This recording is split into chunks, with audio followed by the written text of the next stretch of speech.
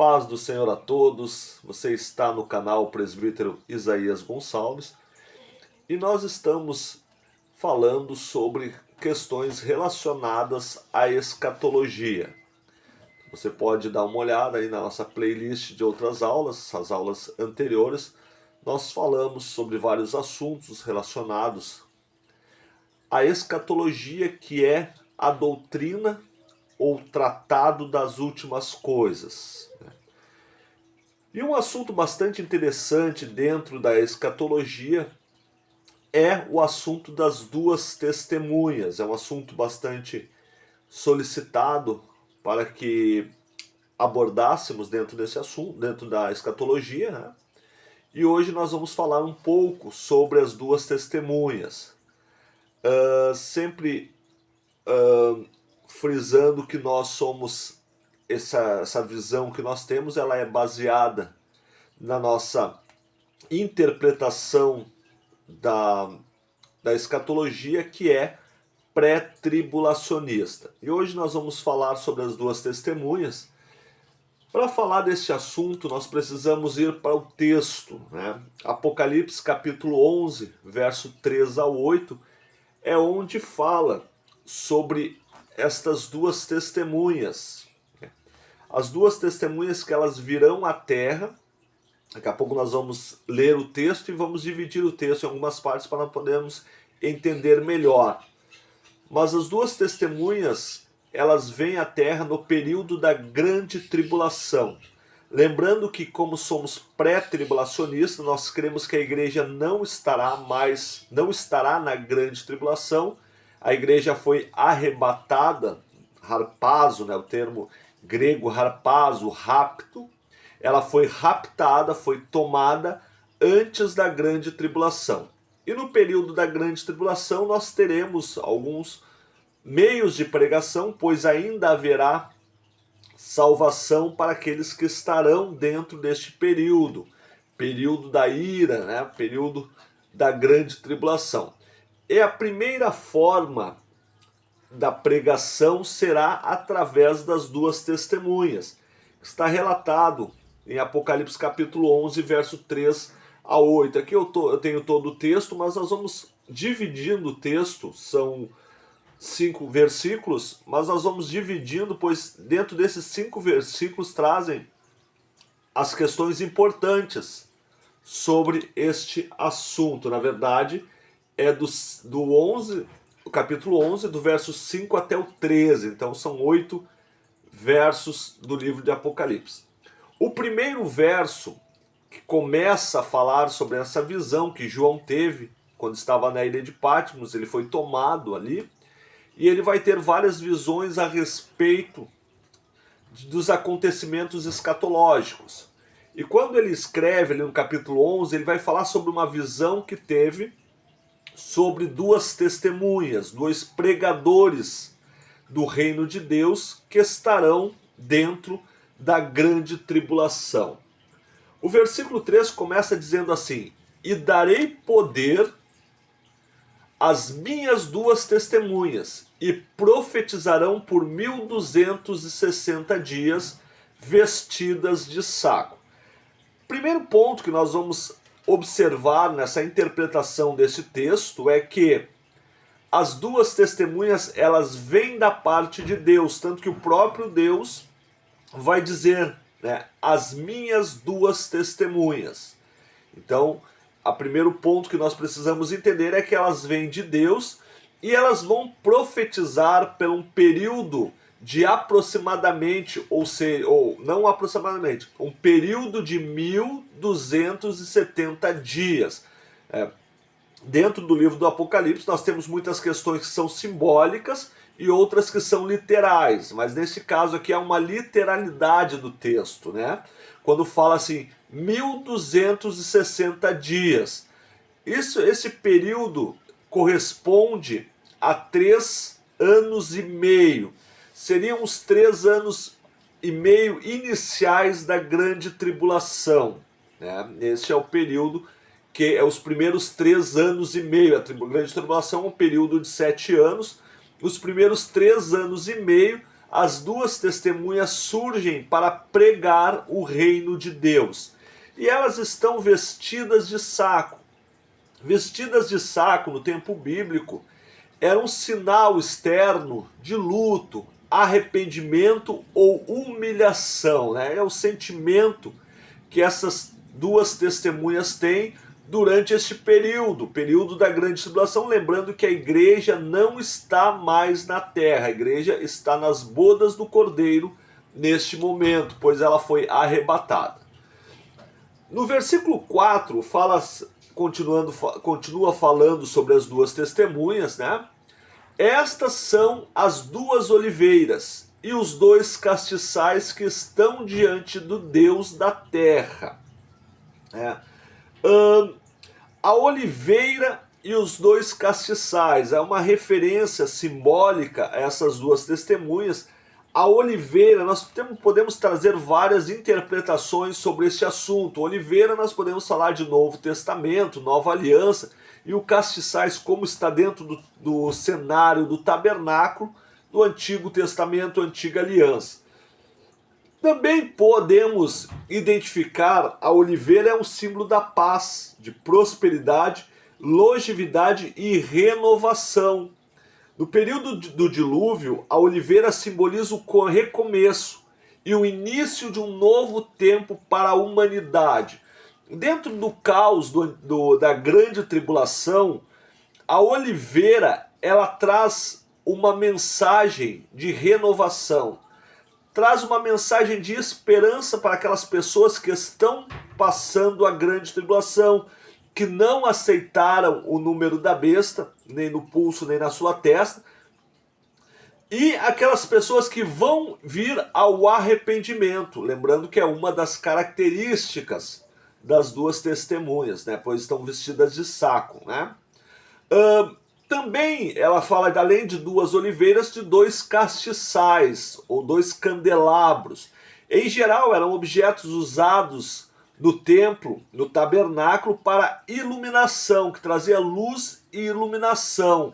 É a presença de Deus e da sua palavra dentro da grande tribulação como uma luz, né? Uma luz de um tempo de trevas, um tempo de escuridão, a essas duas testemunhas que vão ser retratadas. O próprio Deus está dizendo, são as minhas duas oliveiras e os meus dois castiçais.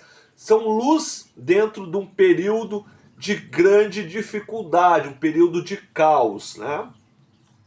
Continuando aqui, nós estamos através do texto, né? O texto que fala sobre as duas testemunhas, trazendo características dessas duas testemunhas. Aqui nós temos no verso 5, 6, nós temos um poder sobrenatural, lembrando que essas duas testemunhas, elas vêm do próprio Deus, então elas têm alguns poderes, né? Alguns poderes para enfrentar esta situação do caos aqui, que é a grande tribulação. Verso 5 diz assim, e se alguém lhes quiser fazer mal, fogo sairá da sua boca e devorará os seus inimigos. E se alguém lhes quiser fazer mal, importa que assim seja morto. Olha o poder que há nessas duas testemunhas, né, dentro do cenário da grande tribulação. As duas testemunhas, têm poder para fechar o céu, para que não chova nos dias da sua profecia. Os dias da sua profecia, como diz lá no verso 3, são 3 anos e meio, 1260 dias. Então são 3 anos e meio, são os dias da sua profecia. E eles têm poder para fechar o céu, para que não chova durante este período, né? E tem poder também sobre as águas, para convertê-las em sangue e para ferir a terra com toda sorte de praga. Aí faz uma referência ao poder que Moisés tinha, por exemplo, lá quando tirou o povo de Israel da terra do Egito, né, com a mão forte do Senhor. Ele teve este poder, ele converteu as águas do rio Nilo em sangue e feriu a terra com 10 pragas. Só que há uma diferença. Aqui, o poder das duas testemunhas não se resume somente ao rio Nilo, porque fala sobre todas as águas da terra, todos os oceanos, então ela tem esse poder. E também há uma diferença, porque na questão de Moisés foram 10 pragas. Aqui o texto ainda vai dizer todas as pragas, quantas vezes eles quiserem. Então este ponto está nas mãos das duas testemunhas, que têm poder para manifestar essas pragas durante este período de 3 anos e meio, que eles têm poder para fazer quantas vezes quiserem. As pragas que foram assoladas lá no Egito também serão aqui na grande tribulação. Dando continuidade aqui, trazendo mais características das duas testemunhas, e quando acabarem o seu testemunho, quando vai acabar a sua profecia, no final dos 3 anos e meio, a besta que sobe do abismo. Aqui nós precisamos abrir um parênteses, né? Por que fala da besta vinda do abismo? Porque neste período da grande tribulação haverá 2 bestas, a besta que vem da terra e a besta que vem do mar, né? Aqui nós vamos até seguir adiante para falar um pouco sobre a besta que vem do mar, que é esta que está se retratando aqui.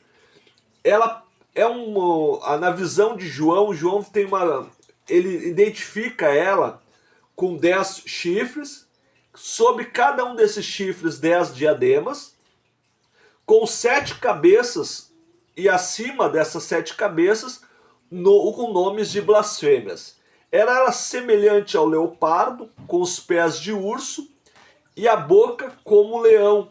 E ela tinha essa besta, né, a besta vinda do mar, ela tem poder, trono e autoridade dada pelo dragão. Quem seria o dragão é o próprio diabo, que dentro do contexto da grande tribulação, há 2 que têm poder sobre a terra, é o dragão, o anticristo e o falso profeta. Aqui está referindo-se à besta que vem do mar, que tem poder sobre o mar, sobre o abismo.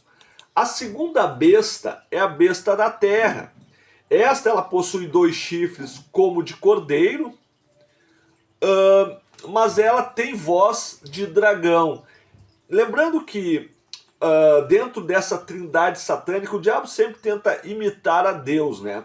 Então, assim como tem a trindade divina, o Pai, o Filho e o Espírito Santo, o diabo também tenta trazer uma trindade satânica, que é o dragão, o anticristo e o falso profeta. E vejam que o falso profeta, que é a besta da terra, ela se assemelha como cordeiro, né? Então, é uma referência a Cristo, que veio como cordeiro, mas fala como dragão. Aí a grande diferença, Jesus ele falava como um leão da tribo de Judá, né? Então a besta da terra, ela exerce a autoridade da primeira besta e exige que a terra a adore. Nós temos um outro vídeo que falou sobre esse assunto, né? Que esta besta da terra ela vai fazer uma estátua da besta do abismo, né? Do anticristo. E essa besta tinha poder, essa estátua tinha poder até para se movimentar e falar, né? Mas voltando ao nosso assunto das duas testemunhas, quem vai subir do abismo é esta besta, a besta do mar, e ela vai trazer guerra contra, e quando acabarem o seu testemunho, a sua profecia, a besta que sobe do abismo lhes fará guerra. Contra quem? Contra as duas testemunhas. E os vencerá e os matará. Então nós temos aqui no final do período da profecia das duas testemunhas, o período de 3 anos e meio, as duas testemunhas serão mortas por quem? Pela besta que surge do abismo, que vai fazer guerra e a vencerá e vai matar ela, né? O verso 8 diz assim que e jazerão os seus corpos mortos na praça da grande cidade, que espiritualmente se chama Sodoma e Egito. Aqui dá a entender que essas duas testemunhas vão ser mortas numa praça de uma cidade. E aí o final do versículo diz assim, onde o nosso Senhor também foi crucificado. Está falando então de Jerusalém, do lugar onde as duas testemunhas serão mortas. Levando em conta que é a era da informação, nós imaginamos que muitas câmeras muitas transmissões mundiais estarão mostrando aquelas duas testemunhas que, de certa forma, incomodaram o sistema econômico, social e religioso do anticristo, que agora foram mortas. E elas estão ali estão ali mortas naquela praça, como sinal de vitória da besta, do anticristo. E o texto, do verso 9, vai dizer o quê? E os homens de vários povos e tribos e línguas e nações verão os seus corpos mortos por 3 dias e meio, e não permitirão que os seus corpos mortos sejam postos em sepulcros. Então os corpos vão ficar ali para que pessoas de todos os lugares possam ver e fazer festa, porque ali no verso 10 diz assim: e os que habitam na terra se regozijarão sobre eles, e se alegrarão, e mandarão presentes uns para os outros, festejando a morte daqueles 2 profetas, que tinham atormentado os que habitam sobre a terra. É mais ou menos aquilo que aconteceu em Atos, quando aqueles homens disseram para Pedro, né, Pedro, Tiago, ali, os pregadores de Jerusalém, que esses homens têm incomodado nossa nação, têm lançado o sangue de Cristo sobre nós, né? Então é mais ou menos essa ideia, né? Eles identificavam essas 2 testemunhas como pessoas que traziam uma mensagem que os atormentava, né? Já no verso 11, dentro desse contexto, então está as 2 testemunhas mortas ali numa praça central de Jerusalém. Imaginamos que é todo um cenário midiático, todas as câmeras transmitindo aquilo para todas as nações. Aí acontece um evento. Olha o que diz o verso 11. E depois daqueles 3 dias e meio, o Espírito de vida, vindo de Deus, entrou neles. Aquelas câmeras sendo transmitido para todo mundo ali, eles vão passar essa imagem para todo mundo, né? E puseram-se sobre os seus pés, e caiu grande temor sobre os que viram. Olha que coisa! As 2 testemunhas que estão mortas há 3 dias e meio, os povos estão festejando a morte daqueles profetas que atormentaram as nações com a sua mensagem. De repente, um espírito de vida da parte de Deus entra naquelas pessoas, naquelas 2 testemunhas, e elas se colocam de pé. E ouviram, quando falam ouviram, não é só as 2 testemunhas, todas as nações vão ouvir uma grande voz do céu que lhes dizia: subi para cá. E eles subindo ao céu em uma nuvem, a mesma nuvem talvez que levou Jesus diante dos apóstolos em Atos capítulo 1 e verso 9, quando foi subindo ao céu, a mesma nuvem levou as 2 testemunhas ao céu, e os seus inimigos estão vendo, estão olhando aquele fato, né? E naquela mesma hora houve um grande terremoto, semelhante ao que aconteceu quando Jesus expirou na cruz, está consumado, tetelestai, quando ele diz ali na sua última palavra na cruz, houve um grande terremoto. Aqui no caso das 2 testemunhas, quando elas estão subindo ao céu, todas aquelas pessoas estão assistindo esse fato e há um grande terremoto. E caiu a 10ª parte da cidade. E no terremoto foram mortos 7.000 homens, e os demais ficaram muito aterrorizados e deram glórias ao Deus do céu. Vejam só o impacto que essas 2 testemunhas trarão sobre a terra que estará vivendo um grande caos. Uma das perguntas mais recorrentes sobre este assunto das testemunhas é: quem seriam as 2 testemunhas? A Bíblia ela não dá nome às 2 testemunhas, né? Mas nós podemos, ela também nos permite que a gente possa levantar algumas hipóteses, né, baseadas em alguns textos. Não podemos afirmar categoricamente quem serão as 2 testemunhas, mas nós podemos, através dos textos, tentar identificá-las, né? O que se tem dito, né? nós precisamos primeiro olhar o texto de Hebreus capítulo 9, verso 27, que diz assim: e como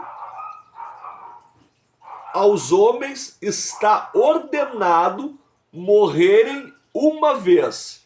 Então o texto de Hebreus, ele traz uma regra humana dada por Deus, que a todos os homens é necessário que eles morram uma vez, né? Para assim depois vir o juízo.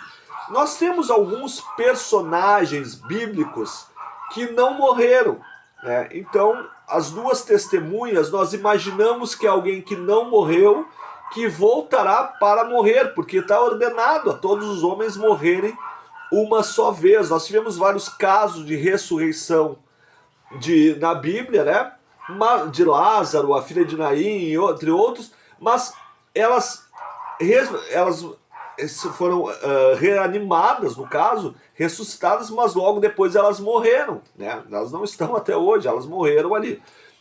Tirando o fato de Jesus ter morrido e ressuscitado, este sim continua vivo, nenhuma delas, das outras pessoas, elas não morreram, com exceção de Elias e Enoque. Então, por isso que recai sobre Elias uma possibilidade de ser uma das duas testemunhas. Segundo Reis, capítulo 2, verso 11, vai dizer, né? E sucedeu que indo eles, Elias e Eliseu, andando e falando, eis que um carro de fogo, com cavalos de fogo, os separou um do outro. E Elias subiu ao céu num redemoinho. Para tornar ainda essa possibilidade um pouco mais clara, Malaquias, o profeta, no capítulo 4, versos 5 ao 6, ele profetiza, né? Vai dizer: eis que eu, Deus, né, vos enviarei o profeta Elias, antes que venha o grande e terrível dia do Senhor, e ele converterá o coração dos pais aos filhos, e o coração dos filhos aos pais, para que eu não venha e fira a terra com maldição. Então o texto de Malaquias capítulo 4, versos 5 a 6, está dizendo que Deus ainda vai enviar Elias à terra para antes do grande e terrível dia do Senhor. Muitos dizem que Elias, ele já veio, a pessoa de João Batista, que veio antes do Senhor Jesus, que é o precursor, né? Mas João, quando foi questionado sobre isso, e o Evangelho segundo São João, capítulo 1, verso 19 ao 21, vai trazer esse texto, né? Que João Batista, ele foi questionado pelos judeus, né? Aqui o texto vai dizer, ó, e este é o testemunho de João Batista, né? Quando os judeus mandaram de Jerusalém sacerdotes e levitas para que perguntassem: quem és tu? E confessou e não negou. Confessou: eu não sou o Cristo. Olha o que João está dizendo, João Batista. E perguntaram-lhe: então o que? És tu Elias? E o próprio João Batista vai dizer: não sou. És tu profeta? E respondeu: não. Então o próprio João Batista, ele vai dizer que ele não é o Elias. Então o Elias, que Malaquias vai dizer que ainda virá, né, antes do grande dia do Senhor, não é João Batista, como alguns vão dizer. No momento da transfiguração, relatada no Evangelho de Mateus, capítulo 17, verso 2 ao 3, no Monte da Transfiguração, o que aconteceu ali? E transfigurou-se diante deles. Jesus se transfigurou diante dos discípulos, né? E o seu rosto resplandeceu como o sol, e as suas vestes se tornaram brancas como a luz. E eis que lhes apareceram Moisés e Elias falando com ele. Num sentido simbólico ali, nós podemos identificar Moisés e Elias como a lei e a profecia sobre o próprio Jesus. Mas, de fato, é os dois que aparecem ali no Monte da Transfiguração. Então há uma hipótese muito grande de que uma das duas testemunhas, embora a Bíblia não diga isso, né, mas dentro das hipóteses, pode sim ser o profeta Elias, né? Pode ser. Outro que as especulações apontam para ser a segunda testemunha, visto que a primeira, a maior parte concorda que seria Elias, né? Seria Moisés.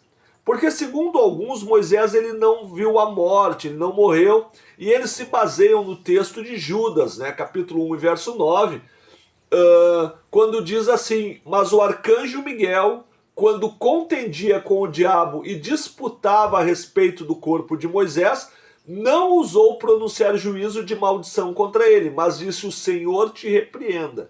E aqui nós temos uma contenda entre Miguel e o próprio diabo sobre o corpo de Moisés, né? Mas na verdade aqui seria sobre o corpo de uma pessoa que já morreu, porque Deuteronômio capítulo 34 e verso 5 diz o texto, né? Quando Deus mostra toda a herdade para Moisés, Deus não permite que Moisés entre na terra prometida, mas o texto diz assim: assim morreu ali Moisés, servo do Senhor, na terra de Moabe, conforme a palavra do Senhor. Então nós temos aqui Moisés morto, né? Então Moisés não se enquadraria nesta questão. Uma outra possibilidade seria o próprio Enoque, né? Segundo Gênesis capítulo 5, o verso 24, vai dizer que Enoque andou com Deus e não apareceu mais, porquanto Deus tomou para si. Mas levando em conta aqui, né, o texto vai dizer que Enoque ele não morreu, ele foi tomado para Deus, né? Mas também há uma questão simbólica aqui, dizendo que, representando a igreja, Enoque representando a igreja, porque a igreja que anda com Deus será tomada para Deus, né? Tanto que o escritor aos Hebreus, no capítulo 11, o verso 5, vai falar novamente sobre Enoque, quando ele mostra a galeria dos heróis da fé, né? Ele vai citar Enoque dizendo: pela fé Enoque foi transladado para não ver a morte, e foi achado, porque Deus o transladara, visto como antes da sua transladação alcançou o testemunho de que agradava a Deus. Então nós temos aqui o segundo personagem, o segundo homem da era bíblica, que também não viu a morte, que seria Enoque. Mas, como nós dissemos, ainda há uma possibilidade, né? Então, até aqui nós poderíamos dizer que então tá definido, as duas testemunhas são Elias e Enoque. Mas nós temos um terceiro povo que também não vai ver a morte. Se nós lermos o texto de Paulo, quando Paulo escreve ali aos Tessalonicenses, na primeira carta, capítulo 4 e o verso 17, ele está se referindo à igreja do arrebatamento, do harpazo. E ele vai dizer: depois nós, os que ficarmos vivos, seremos arrebatados. As pessoas que forem arrebatados, estiverem vivas no período do arrebatamento, também não verão a morte. Então, abre-se também uma possibilidade daqueles que foram arrebatados no harpazo, no rapto, na vinda no arrebatamento, não na vinda de Jesus, né? A vinda de Jesus é lá parousia, depois dos 7 anos da grande tribulação. Mas dentro do arrebatamento, muitas pessoas, todas as pessoas que forem arrebatadas, elas não vão ver a morte. Paulo, quando ele está escrevendo essa carta, ele diz que primeiro aqueles que morreram em Cristo ressuscitarão primeiro, depois nós, os que estivermos vivos, seremos arrebatados. Paulo, acreditando que era no seu tempo, ele se inclui, né? Depois nós, né? Mas hoje, no momento do arrebatamento, vai ter um povo que será arrebatado que não enfrentou a morte, não morreu, né? Então também poderá ser uma possibilidade das duas testemunhas. E estas duas testemunhas, elas vão trazer salvação a um povo. E aí é uma outra questão que às vezes gera algumas polêmicas dentro do livro do Apocalipse, dentro do assunto escatológico, né? Dentro do assunto escatológico, que abrange todos os livros da Bíblia, principalmente Apocalipse e o livro de Daniel, que são os livros escatológicos, né? Vai falar sobre um grupo que irá se converter através da pregação das duas testemunhas. Quem são esses? Que está escrito ali em Apocalipse, registrado, Apocalipse capítulo 7, do verso 4 ao 9. quando vai falar sobre um número que foi selado. Selado por quem? Pela uma pregação a partir das duas testemunhas, que é um grupo de 144 mil selados, de todas as tribos de Israel. Aqui nós identificamos pelo texto, né, que este grupo de 144 mil, lembrando que sempre tem a parte literal e simbólica do livro de Apocalipse. Mas aqui nós estamos apontando primeiro somente a parte literal, né, que esses 144 mil que são convertidos a partir da pregação e do testemunho das duas testemunhas, elas são israelitas, né? São israelitas de todas as tribos de Israel, com exceção da tribo de Dan. Então todas as tribos, elas têm a nomenclatura aqui, são 12 mil da tribo de Judá, 12 mil da tribo de Ruben, 12 mil da tribo de Gad e assim por diante, né? Então esses 144 mil, eles seriam um número literal que são tirados da tribo de Israel, né, da tribo de Israel. Só que temos um grande problema aqui. Se nós olharmos lá Apocalipse 14, que vai trazer, eu digo um grande problema no sentido da literalidade desse texto. Quando fala aqui no capítulo 14, verso 1 ao 5, e com eles 144 mil, ele vai trazer algumas outras características desses judeus. Lembrando que judeus seriam só da tribo de Judá, então já temos um problema quando o texto lá atrás fala sobre todas as tribos, né?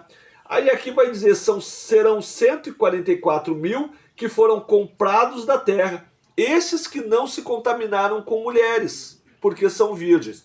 Aqui, se nós levarmos para a literalidade, nós vamos observar que são 144 mil homens, né? Homens e das tribos de Israel, que não se casaram, não solteiros, né, porque são virgens.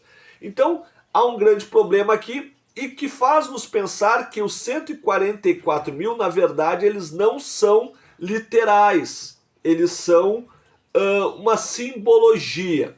E aí, para resolver essa questão, nós podemos pensar quando Pedro pergunta para Jesus, né, quantas vezes devemos perdoar? E Jesus diz, e aí Pedro vai dizer 7 vezes, que é o número da perfeição de Deus, e aí Deus vai dizer que é muito mais do que isso, 70 vezes 7, ele está dizendo muito mais, além do que é divino, muito mais que divino, mais do que Deus devemos perdoar, né? mais do que a divindade, digamos assim. Então, o que Jesus está trazendo para Pedro? Que não há limites para o perdão. Ele está dizendo que o número da plenitude, não, muito mais do que a plenitude. Assim fica melhor para entendermos, né? Então, os 144 mil, se nós tratarmos 12 como um número simbólico dos povos de Deus, nós podemos entender que é muito mais do que os povos, São povos de povos. Tanto que no final, ali no verso 4, está dizendo, a visão muda. Que primeiro ele vê 144 mil, mas daqui a pouco ele diz assim, ó, e estes são os que são contaminados com mulheres que são virgens, né, não são contaminados, e esses são os que seguem o Cordeiro para onde quer que vá. Estes são que dentre os homens foram comprados com primícias de Deus irrepreensíveis. E daqui a pouco ele vai dizer, e viu uma grande multidão a quem ninguém podia contar. Então eu creio que esses 144 mil seria um número simbólico de todas as tribos, povos e nações da terra que foram alcançados por este evangelho pregado pelas duas testemunhas, e eles continuaram pregando. 144 mil continuaram pregando para alcançar um número maior. Então, dentro desta aula de hoje, nós observamos aqui as duas testemunhas e os 144 mil, que são dois modos de pregação dentro da grande tribulação, onde haverá salvação na grande tribulação. Também nós temos a presença de anjos, né, que passarão pelo céu com 3 mensagens, 3 tipos de anjos que passarão com algumas mensagens sendo pregadas dentro da grande tribulação. Então, ficamos por aqui com esta aula sobre esse assunto que é muito interessante, as duas testemunhas, e falamos um pouco também sobre os 144 mil. Deus abençoe a todos, peço você que ficou até aqui, que se inscreva no canal, ative o sininho, que toda semana nós temos colocado vídeos aí sobre assuntos que são interessantes e primordiais para a nossa vida cristã. Deus abençoe a todos.